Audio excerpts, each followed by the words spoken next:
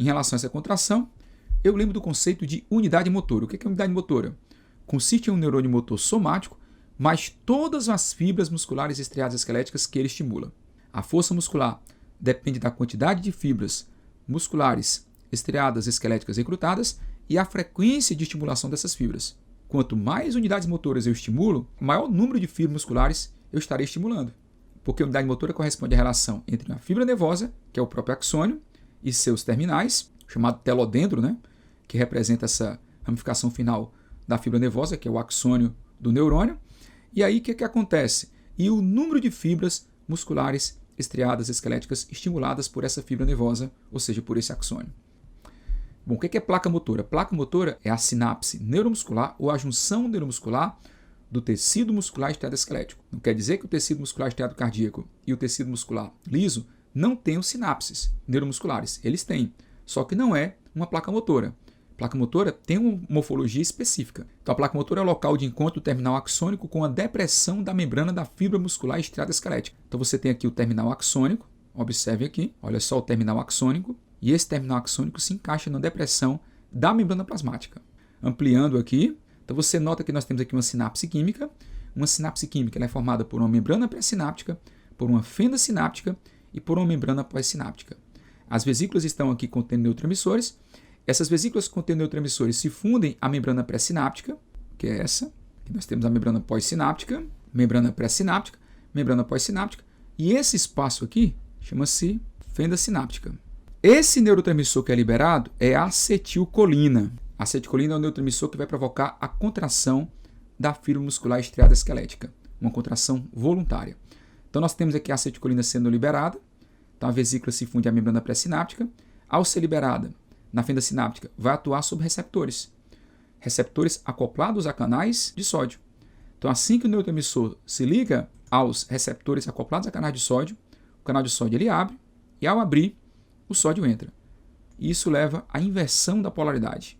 Então, vou ter aqui uma onda de inversão. Então, o potencial de ação gerado pela entrada do sódio, ou seja, quando entra sódio, inverte a polaridade, esse potencial de ação ele mergulha pelos chamados túbulos T, que são invaginações da membrana bem mais profundas do que essa que você está observando aqui do lado. E esses túbulos T permitem que o potencial de ação vá para as partes mais profundas da fibra, dando então o estímulo ao retículo sarcoplasmático para que ele libere cálcio no citosol da fibra. Associado a isso, as mitocôndrias irão liberar ATP para a contração. Então, ATP mais cálcio garantem a contração muscular. Uma das ações da harmonização orofacial é reduzir as rugas de expressão, rugas móveis. Essas rugas móveis dinâmicas que surgem quando a pessoa faz expressões faciais, elas podem ser combatidas com a toxina botulínica, extraída a partir da ação da bactéria Clostridium botulinum, a bactéria que causa botulismo. Essa toxina botulínica tem um nome comercial chamado de Botox.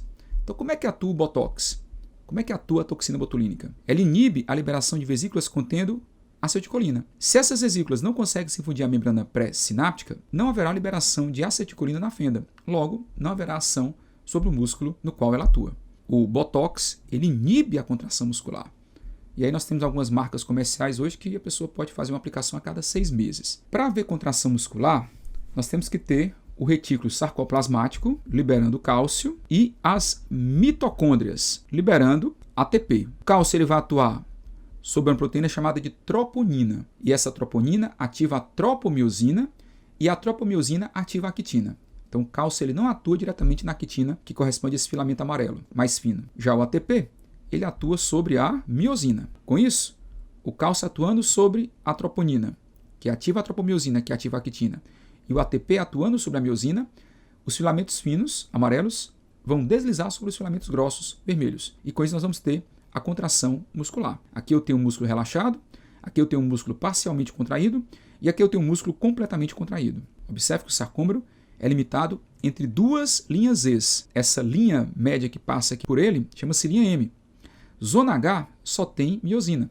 Faixa I só tem a quitina. E faixa A tem uma sobreposição de quitina sobre miosina. Na hora da contração, as zonas que só tem a quitina e só tem miosina vão desaparecer, porque há uma completa sobreposição da quitina sobre miosina.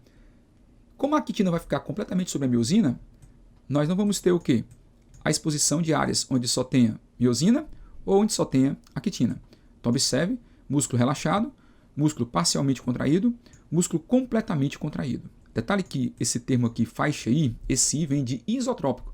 Ou seja, quando eu jogo a luz, eu observo uma faixa clara. Faixa A é anisotrópica. Quando eu jogo luz, eu vejo uma faixa escura.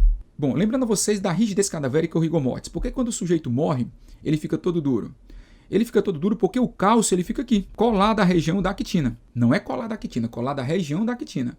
Próximo à actina, porque ele, na verdade, o cálcio se liga à troponina, que se liga à tropomiosina, que ativa a actina. Bom, como não tem mais ATP, pelo fato de o sujeito ter morrido, sem ATP, não tem como o cálcio voltar para o retículo sarcoplasmático. Então, o cálcio tem duas origens para a contração, retículo sarcoplasmático e meio externo. Então, para que haja o relaxamento, ou seja, para que o sarcômero volte a um estado de relaxamento, tem que acontecer o quê? Tem que tirar o cálcio. Para isso acontecer, tem que ter ATP. O ATP vai estimular o bombeamento de cálcio de volta para o sarcoplasmático e para o meio externo da fibra muscular. Bom, se não tem ATP, o cálcio vai permanecer o quê? Constantemente ligado a essa região. E aí o indivíduo vai ficar duro por um período até de 24 horas. Então, depois dessas 24 horas, o cadáver amolece. Por qual motivo? Porque os lisossomos estouram e as enzimas lisossômicas degradam os sarcômeros, ATP e fosfocreatina. Bom, o ATP é a molécula energética para a contração muscular. A questão é que nós só temos em torno de 1 a 2 segundos de ATP para a contração. Esse ATP ele é hidrolisado em ADP e fosfato e libera energia. Só que existe uma molécula chamada de fosfato-creatina ou fosfocreatina produzida pela mitocôndria. Ela vai doar o seu fosfato e vai transferir para o ADP, fazendo o ADP virar ATP, restaurando os ATPs. Nós temos 5 a 10 segundos de estoque de fosfato-creatina. Após uma atividade física intensa, nós vamos ter uma redução da fosfato-creatina e um aumento da creatina. Observe aqui o que é que nós temos. Eu tenho aqui fosfato-creatina e aqui embaixo eu tenho creatina. Durante a atividade física, eu tenho essa condição. Agora, durante o repouso, a minha creatina vai voltar a ser fosfato-creatina. Por quê? Porque no repouso eu vou ter um superápice de ATPs e os ATPs gerados pela respiração celular vão doar fosfato para restaurar a fosfato-creatina a partir da creatina. Então essa creatina vai se unir com fosfato e vai restaurar a fosfato-creatina. Após esse período aí de 10 segundos de energia de ATP e fosfato-creatina, o nosso músculo não está bem irrigado ainda. Precisa de um tempo para acontecer uma vasodilatação, uma melhora da irrigação sanguínea para o músculo e oxigenação.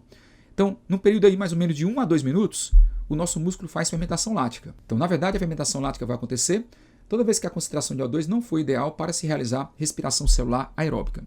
Então, em situações de baixa concentração de oxigênio, acontece a fermentação lática, realizada pelas fibras musculares estriadas esqueléticas, importante para a produção de energia extra para tecidos animais em anaerobiose, ou seja, em baixas concentrações de O2, e, no caso, leva à fadiga muscular. Então, a gente sabe que a fermentação lática, a primeira etapa dela é a glicólise.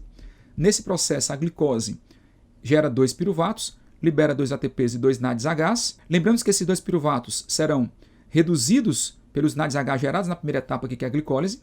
Então, a glicólise ela é comum tanto à respiração celular aeróbica quanto à fermentação lática. Esses hidrogênios aqui vão ser passados para o piruvato, formando, então, o ácido lático lactato. Esse lactato em excesso no músculo, associado também, muitas vezes, ao ácido carbônico, provoca a fadiga muscular, que é aquela sensação de queimação, que para e começa a aliviar quando a gente para a atividade física intensa. Quero lembrar vocês que a principal fonte energética para uma corrida de longa distância é, claro, a respiração celular aeróbica.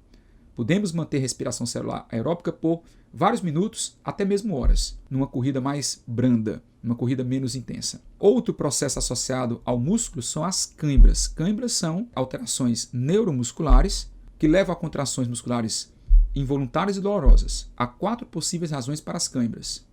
Nós temos aí a perda de sódio, que acontece devido ao suor intenso. Durante a atividade física intensa perdemos muito suor, perdemos muito sódio. Então a perda de sódio, a perda de potássio, a desidratação e também ao próprio ácido lático, que poderia influenciar nas câimbras.